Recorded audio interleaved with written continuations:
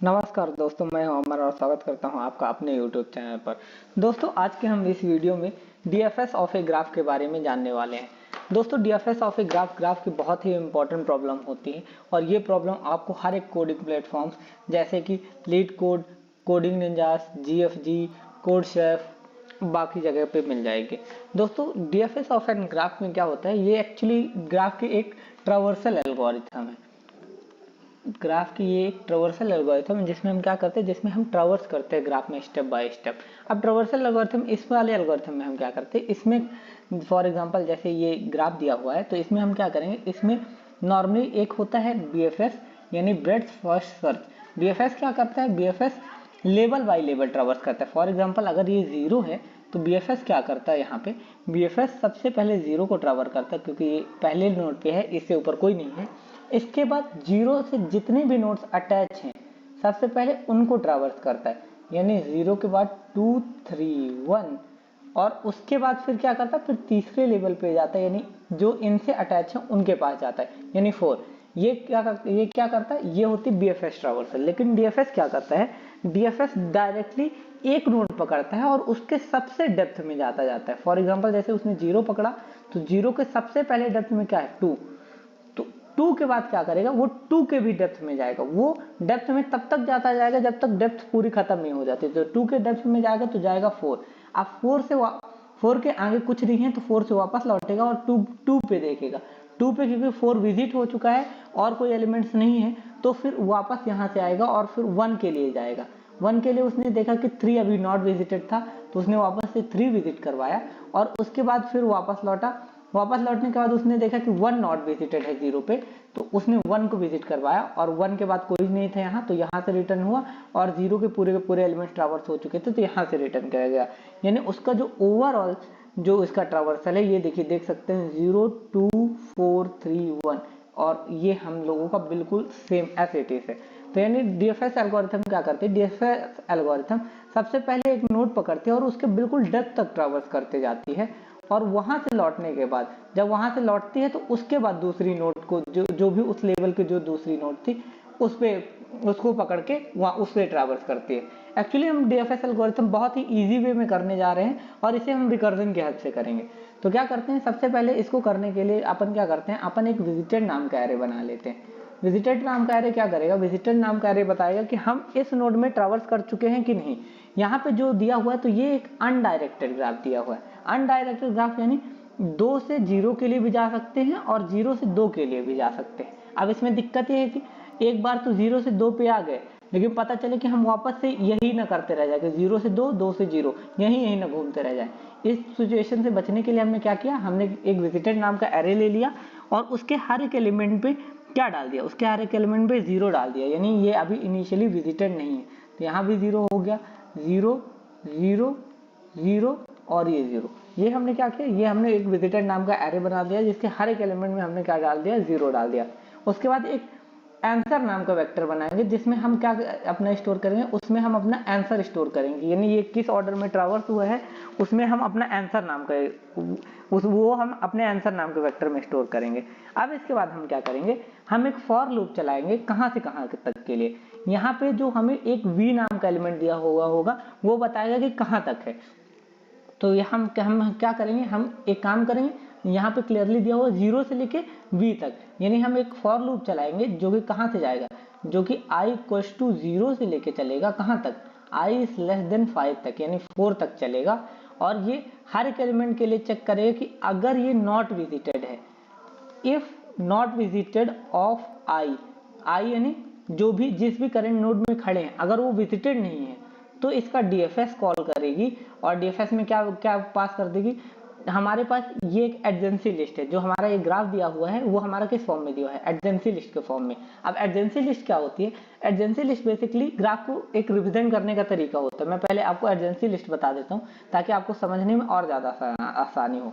तो adjacency list में basically हम क्या करेंगे, एडजेंसी लिस्ट में फॉर एग्जांपल जैसे ये 0 है तो सबसे पहले 0 के लिए क्या करेंगे, 0 के लिए 0 से कौन कौन से एलिमेंट्स अटैच हैं, तो 0 से है 2 3 और 1, तो 0 से लग जाएगा 2 3 एंड 1, ये हो गई 0 के लिए एडजेंसी लिस्ट। उसके बाद 1 के लिए 1 से कौन कौन से नोड्स अटैच हैं, 1 से सिर्फ 0 अटैच है तो 1 के लिए सिर्फ कौन सी नोड रहेगी, 0 रहेगी। फिर उसके बाद 2 के लिए, 2 से कौन कौन सी नोड अटैच है, 0 प्लस 4, तो 2 से कौन कौन से हो गए, 0, 4। 3 से कौन कौन से नोड्स अटैच हैं, सिर्फ 0, तो 3 से कौन सी नोड अटैच है, 0। 4 से कौन सी नोड अटैच है, सिर्फ 2, तो 4 से हम कौन सी नोड अटैच कर देंगे, सिर्फ 2। तो ये हो गया हमारा जो एडजेंसी लिस्ट है। एडजेंसी लिस्ट बेसिकली ये बताता है कि किससे कौन सी नोड अटैच है। तो अब हम डीएफएस जब हम कॉल करेंगे तो डीएफएस में हम क्या करेंगे, डीएफएस में हम कॉल भेजेंगे जो हमारा करंट नोड है, करंट नोड हमने आई से रिप्रेजेंट किया है जो हमारा लूप चल रहा है। उसके बाद जो हमारा विजिटेड एरे है, क्या विजिटेड हुआ है कि नहीं हुआ है, ये हमें चेक करना पड़ेगा। फिर उसके बाद हम आंसर को चेक करेंगे कि जो हमारा आंसर में हम इंसर्ट करेंगे, इसलिए हमने आंसर वेक्टर भेज दिया और यही एडजेंसी लिस्ट भेज देंगे। और एडजेंसी लिस्ट भेजने के बाद जब ये फॉर लूप से एग्जीक्यूट होगा तो इसके बाद जो भी आंसर में स्टोर हो जाएगा तो हम यहाँ से क्या कर देंगे, हम यहाँ से रिटर्न कर देंगे आंसर को। ठीक, ये हो गया नॉर्मल कोडिंग इम्प्लीमेंटेशन। अब हम क्या करने वाले हैं, अब हम डीएफएस फंक्शन बनाने वाले हैं। डीएफएस फंक्शन में सबसे पहले क्या करेंगे कि डीएफएस में हमारे पास क्या क्या रहा है, तो डीएफएस में सबसे पहले हमारे पास आ रहा है नोड जो हमने आई नाम की पास की थी। उसके बाद हमारे पास आ रहा है विजिटेड नाम का एरे, आंसर नाम का एरे और एडजेंसी लिस्ट। तो हम सबसे पहले क्या करेंगे, सबसे पहले हम बोलने वाले कि विजिटेड ऑफ नोड, यानी जहां पे हम खड़े हैं। फॉर एग्जांपल हम कहां पे खड़े हुए हैं, हम अगर खड़े हुए हैं 0 पे, इनिशियली हमारे पास कौन सी नोड आएगी, इनिशियली हमारे पास ये वाली नोड आएगी। जब हमारे पास ये 0th नोड आएगी तो हम क्या बोलेंगे, हम 0 पे खड़े हुए हैं। तो जब यहाँ पे आके खड़े हो चुके हैं तो ये अब विजिटेड हो गई है, तो तुरंत हम क्या बोल देंगे, visited of node is equal to 1। उसके बाद हम क्या करेंगे, उसके बाद फॉर अगर आप लोगों ने फॉर इच लूप पढ़ा हो तो यहाँ पे हम फॉर इच लूप का यूज करने वाले हैं। फॉर इच लूप क्या करता है, जो भी आपको गिवन डेटा स्ट्रक्चर दिया है उसके हर एक एलिमेंट में ट्रैवर्स करेगा। तो हमने बोला for auto in IT. Auto IT का मतलब ये होता है कि जो भी एडजेंसी लिस्ट जिस भी तरीके की बनी हुई होगी उस तरीके में जो भी एलिमेंट्स हैं हर एक एलिमेंट्स पे जाके ट्रैवर्स करो और उसका नाम क्या रख देना है। जैसे हम वहां पे करते थे विजिटेड ऑफ आई, तो विजिटेड ऑफ आई नाम ना देके इस बार उसका नाम क्या होगा, आईटी।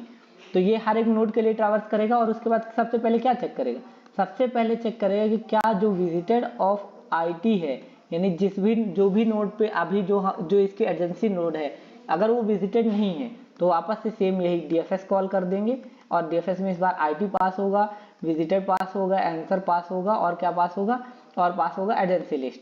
और अगर विजिटेड है तो कोई दिक्कत ही नहीं। अब यहाँ पे हम आंसर में पुश बैक करवाना भूल गए, तो हमने कहा answer dot push underscore back, और पुश बैक में क्या पुश कर देंगे, नोड, यानी जिस भी नोड में खड़े हुए हैं उसको पुश कर देंगे। अब चलिए कोड की हेल्प से समझने की कोशिश करते हैं कि क्या है। तो यहाँ पे एलिमेंट दिए हुए हैं 0 2 4 3 1। तो सबसे पहले ट्री बना लेते हैं।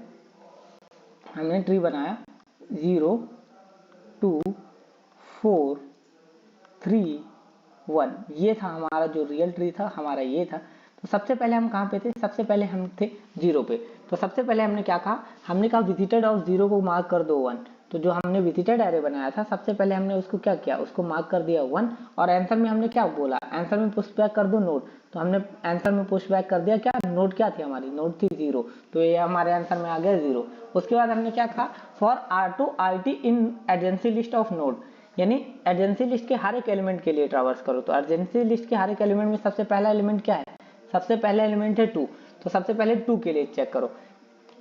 If not visited of IT, क्या 2 विजिटेड नहीं है, तो यहाँ पे अगर हम इंडेक्सिंग के हिसाब से देखें तो ये देखिए 2 में 0 पड़ा हुआ है, यानी 2 विजिटेड नहीं है। अगर विजिटेड नहीं है तो क्या करेंगे, डीएफएस कॉल कर देंगे। कहाँ से, डीएफएस कॉल करने वाले हैं 2 से विजिटेड के लिए और 2 यहाँ पास कर देंगे, बाकी यहाँ विजिटेड, आंसर और एडजेंसी लिस्ट पास करने वाले हैं। अब हमने यहाँ से 2 के लिए कॉल किया। तो सबसे पहले हमने क्या कहा, visited of node is equal to 1, यानी जो 2 है उसको विजिटेड मार्क कर देंगे 1।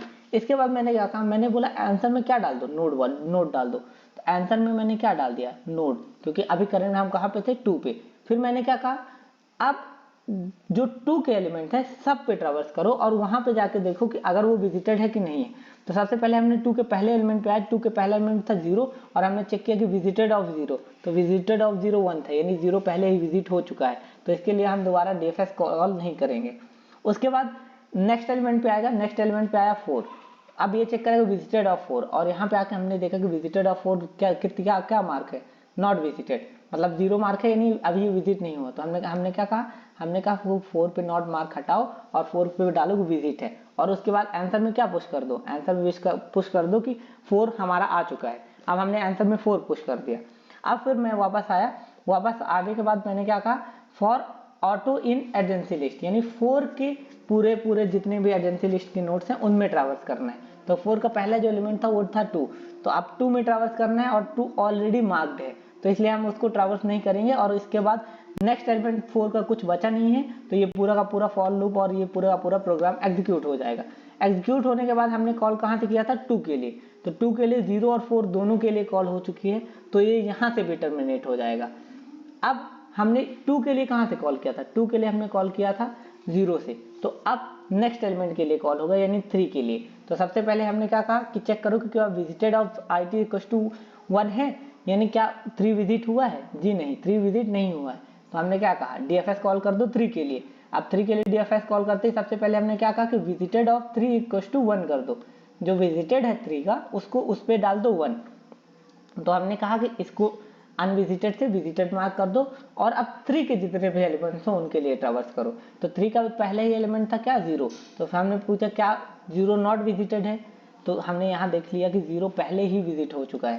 तो अब हमने क्या कहा, हमने कहा कि 3 के लिए पूरा फंक्शन कॉल हो चुका है। तो अब हम वापस जाएंगे, वापस गए कहाँ, वापस गए हम मेन फंक्शन में। मेन फंक्शन में हमने देखा कि 3 के लिए कॉल हो गई। अब नेक्स्ट एलिमेंट है 1, तो हमने चेक किया कि क्या विजिटेड ऑफ 1 मार्क है, तो हमने देखा कि विजिटेड ऑफ मतलब 1 विजिटेड नहीं है। तो हमने क्या कहा, हमने कहा कि DFS कॉल कर दो 1 के लिए। अब हमने DFS कॉल किया 1 के लिए, तो इस बार हमने कहा कि विजिटेड ऑफ, इस बार DFS किसके लिए कॉल हुआ था, 1 के लिए, तो हमने कहा विजिटेड ऑफ 1 पे 1 डाल दो। तो जो हमारा 1 था हमने वहाँ पे 1 डाल दिया, और सॉरी यहाँ पे हम 3 पुश करवाना भूल गए थे, तो इसके बाद हम 3 पुश करवाएंगे। अब हमने विजिटेड ऑफ हमने 1 पे 1 डाल दिया, और उसके बाद हमने क्या कहा, हमने कहा आंसर पे क्या पुश कर दो 1, तो हमने आंसर पे 1 पुश कर दिया। उसके बाद हमने कहा कि 1 के जितने भी एलिमेंट्स हों सब पे ट्रैवर्स कर लो। तो 1 का एजेंसी एलिमेंट क्या था, 0 था, तो 0 पे ट्रैवर्स करने की जरूरत नहीं क्योंकि 0 ऑलरेडी ट्रैवर्स हो चुका है। तो हमने क्या कहा, हमने कहा कि यहाँ से भी एग्जीक्यूट हो जाओ। तो अब हमने देखा कि 0 के लिए भी कॉलिंग हो चुकी है, 1 के लिए भी, 2 के लिए भी, 3 के लिए, 4 के लिए भी, यानी जितने भी एलिमेंट्स थे सब के लिए कॉलिंग हो चुकी है। यानी जो हमारा फाइनल आंसर होगा वो होगा 0 4 3 1, और जो हमारा फाइनल आंसर है वो है 0 2 4 3 1, 0 2 4 3 1, जो हमारा फाइनल आंसर है वो मैच कर रहा है। अब देखिए उसका रियल कोडिंग इम्प्लीमेंटेशन देख लेते हैं। मैंने कहा था कि सबसे पहले विजिटेड एरे बनाएंगे, तो हमने विजिटेड एरे बना लिया। फिर उसके बाद हमने कहा था आंसर एरे बनाएंगे, तो हमने आंसर एरे भी बना लिया। उसके बाद मैंने कहा कि हर एक एलिमेंट के लिए ट्रैवर्स करेंगे, यानी 0 से V तक के लिए। अब V तक के लिए हमने यहाँ क्यों लिया, यहाँ पे हमने V तक के लिए इसलिए लिया कि हो सकता है कभी कभार ऐसे एलिमेंट्स फंस जाएं, 0 से ही हमेशा चालू होगा, तो 0 2 1 3 ये तो हो गया। लेकिन सेम ही ग्राफ पे यहाँ पे दिया हुआ है 5 और यहाँ दिया हुआ है 6, ये दोनों सेम ही ग्राफ है। यहाँ मान लीजिए दिया हुआ है 4, अब ये दोनों सेम ही ग्राफ है जो कि कहाँ से रन होगा, 0 से लेकर 6 तक रन होगा। लेकिन इसमें इशू क्या है, इसमें इशू है कि अगर 0 से सिर्फ कितने नोड्स ट्रैवर्स कर सकते हैं, 2 1 3, और यहाँ से इनमें से किसी भी नोड से हम डायरेक्टली यहाँ नहीं आ सकते। इसलिए जब तक हमारी पूरी की पूरी नोड्स ट्रैवर्स नहीं हो जाती तब तक हमारा फाइनल आंसर नहीं रिटर्न होगा। इसीलिए हमने क्या लगा दिया, फॉर लूप लगा दिया। इसके बाद हम हर बार चेक करते गए कि अगर विजिटेड हो तो कॉल नहीं करना है, लेकिन अगर विजिटेड नहीं है तो तुरंत कॉल कर दो। और सबसे पहले हमने क्या किया, विजिटेड मार्क किया, आंसर में पुश किया वैल्यू। फिर उसके बाद जो भी था फॉर ईच लूप की हेल्प से हमने क्या किया, हमने एजेंसी लिस्ट को ट्रैवर्स किया, और उसके बाद वहां पे भी चेक किया कि अगर विजिटेड नहीं है तो ठीक है, अगर विजिटेड है तो वापस से DFS कॉल कर दो। अब इसकी time and space complexity check करते हैं। तो स्पेस कॉम्प्लेक्सिटी चेक करते हैं। सबसे पहले स्पेस कॉम्प्लेक्सिटी में हमने विजिटेड एरे बनाया जो कि O ऑफ n लेगा।